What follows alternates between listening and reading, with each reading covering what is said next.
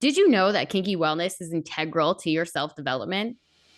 Hi, welcome to The Partition, home of Kinky Wellness, the ultimate destination to explore the integral connection between kinky wellness and your personal development. I'm your host and kinky wellness coach, Dana Shergill, and I'm here to show why kinky sexual wellness deserves a rightful spot within the wellness conversation. Don't forget to join me each Monday as I bring on a special guest to dive into specific aspects of kinky wellness. So let's strip away the shame and taboo together and have an open conversation about it. Hey, and welcome back. I hope you had a great New Year's Eve and a great New Year's Day. As we know, this is the time of year when everyone starts to write down their New Year's goals. And typically these goals include working out, eating better, and getting into a better routine. But today I want to talk to you about adding facing your fears to your New Year's goals. Why? Because if we can't confront our fears, there is no hope for us to grow. Whether we like it or not, fear is a universal and primal emotion. It is deeply embedded in our human experience on this planet. And know that there isn't a single person who can escape the feeling of fear, as it transcends cultural, geographical, and societal boundaries, affecting us on a fundamental level. However, fear is a complex feeling and can be categorized by a sense of apprehension, anxiety, and unease. But fear isn't necessarily our enemy. We can get fear when we're starting a new job or if we have to say a big speech in front of a group of people, whether that's for work or something like a wedding. Or we can get fear when we're going on something like a big roller coaster. As much as these are all scary in some way, we know that we're going to be okay. And even further, I want you to remember that it's because of fear that we're able to stay alive this long.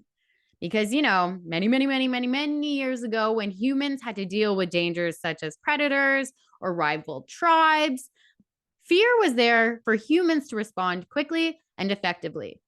And we commonly refer to this as our fight, fawn, or flight, or even freeze response.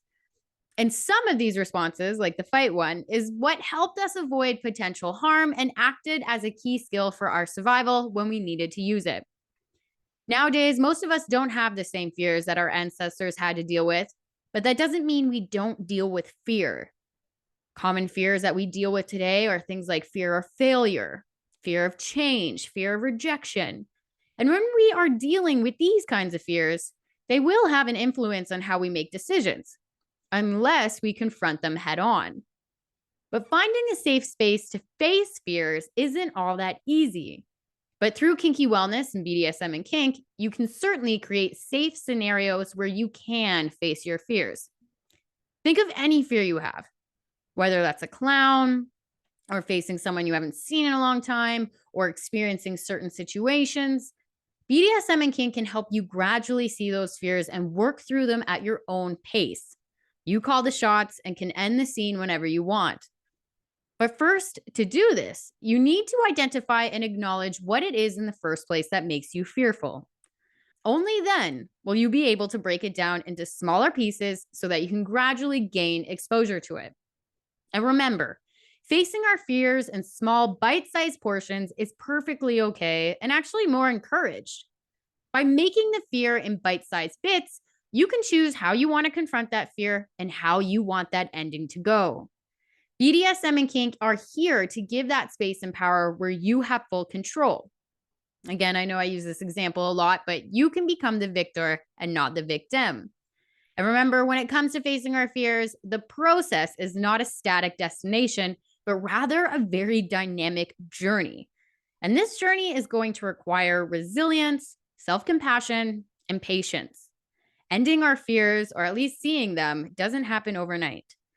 And really, facing our fears can be extremely uncomfortable because we have to have this continuous attitude of self-exploration, plus a willingness to step outside of our comfort zones.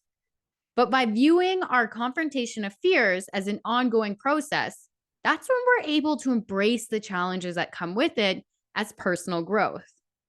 Because seriously, confronting our fears is scary. Trust me, some of my most scariest moments, I've actually looked completely okay on the outside, but on the inside, I was an emotional wreck. And it was like my insides were shaking like a top tier earthquake. But in saying that, after I'm done doing whatever scary thing I'm doing, I feel so proud of myself. And I get this feeling of I can do anything, which only encourages me to push myself beyond limits in other avenues of my life, which can either be personally or professionally. And if you're thinking confronting our fears at small events may seem irrelevant or unnecessary, you are wrong. Facing our fears extends far beyond the immediate situation that we're in and contributes immensely to our overall personal growth and well being. Real quick, here's at least 10 examples that prove this. Facing our fears helps us to build confidence, overcome procrastination, develop resilience, learn effective coping mechanisms, promote emotional regulation, encourages a growth mindset, allows us to make better decisions, strengthens our interpersonal skills, cultivates a sense of empowerment and accomplishment, creates a positive feedback loop, encourages us to pursue more significant challenges and face even bigger fears. And facing our fears increases our tolerance for uncertainty, and it can also reduce our anxiety in our daily life. It's only when we avoid or suppress our feelings that we get that negative effect on our emotional, mental, and even physical well being. Like I said, facing our fears helps us to grow. So when we avoid doing that, we miss those valuable opportunities for learning and self development. And when we ignore or suppress our fears, we move them into our subconscious. And unintended fears that linger in our subconscious will grow to be a source of tension that will manifest itself as stress, anxiety, or emotional repression over time.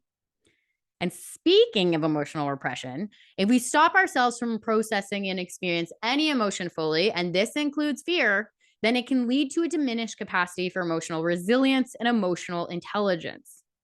Also, persistent avoidance of fear is linked to an increase of mental health issues such as depression, phobias, and anxiety disorders, because unresolved fears contribute to that vicious cycle of negative thought patterns. Now, there's a lot of reasons why avoiding fear is bad, but another major one is because it can lead some people to social isolation. Because some people, when they're just so fearful, they get like stuck, they get frozen, they just don't want to deal with what's going on or what makes them fearful. But when we are left alone with just our fears and no way to help them or face them, that's when our fears become even bigger and intensify, which only makes it that much harder to face in the future. Look, I know, I get it. Facing our fears can be challenging, but it is so worth it in the end. Now, earlier I mentioned that Kinky Wellness is a great way to face our fears through gradual exposure. But I want to explain why gradual exposure is so good to face our fears. Because gradual exposure involves systematically facing your fears in a step-by-step manner.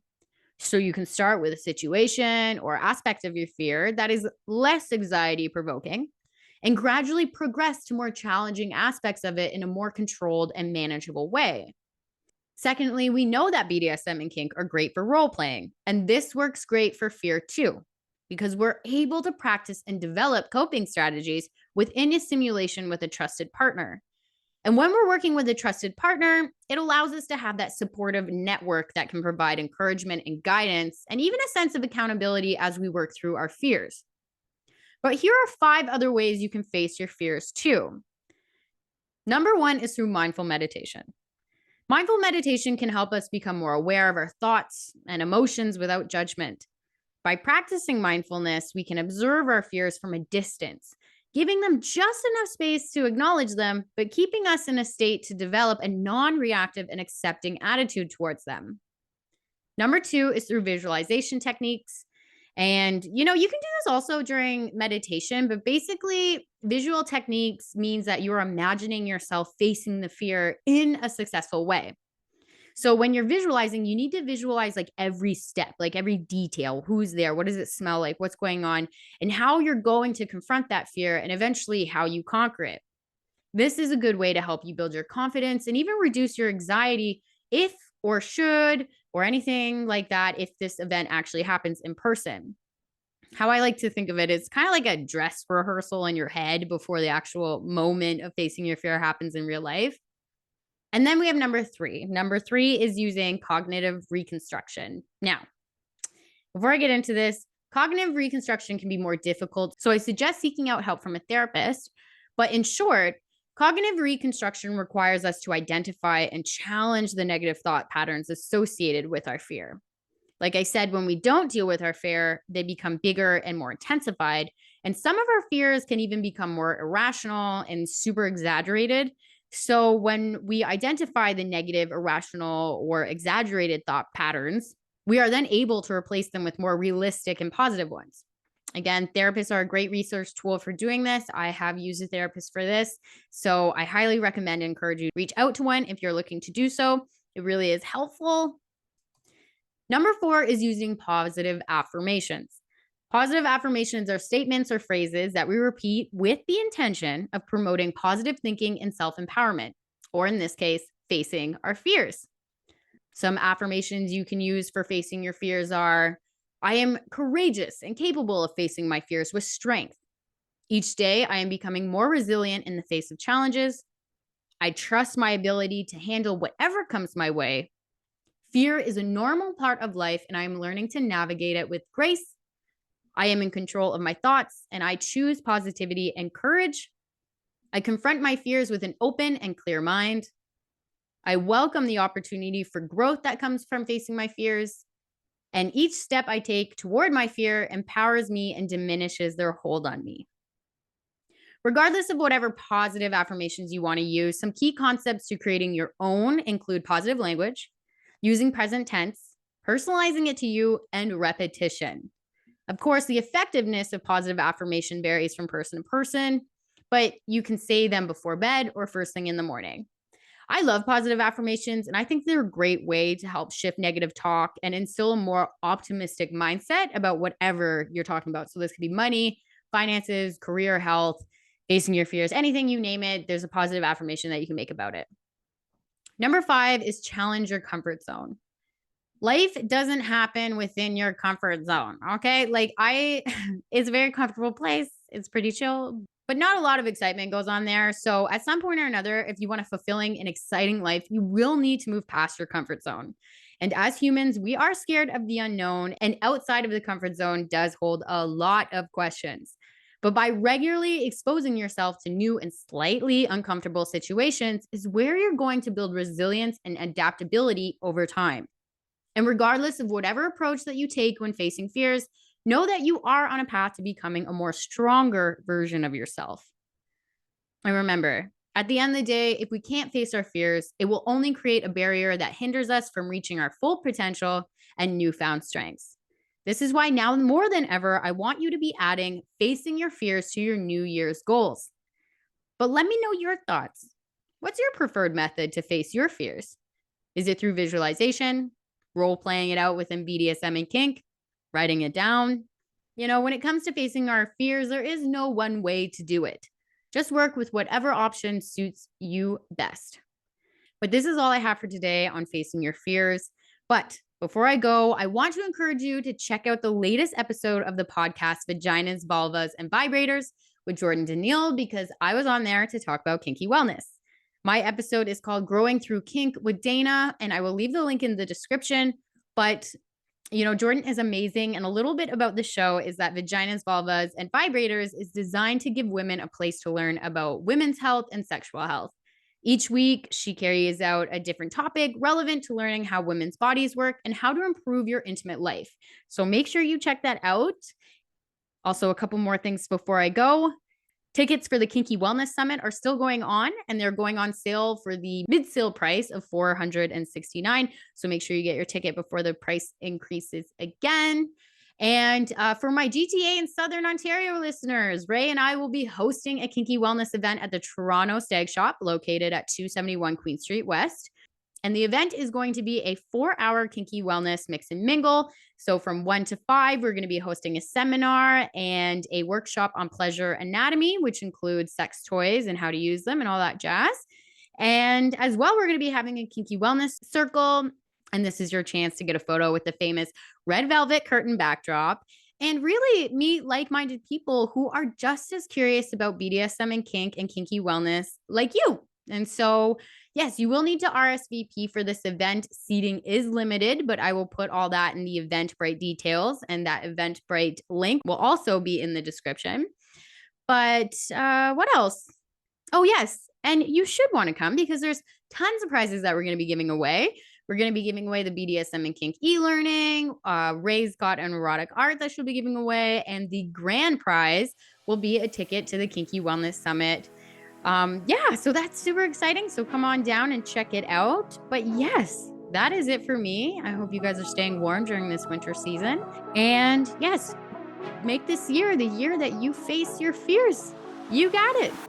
But as always, stay kinky.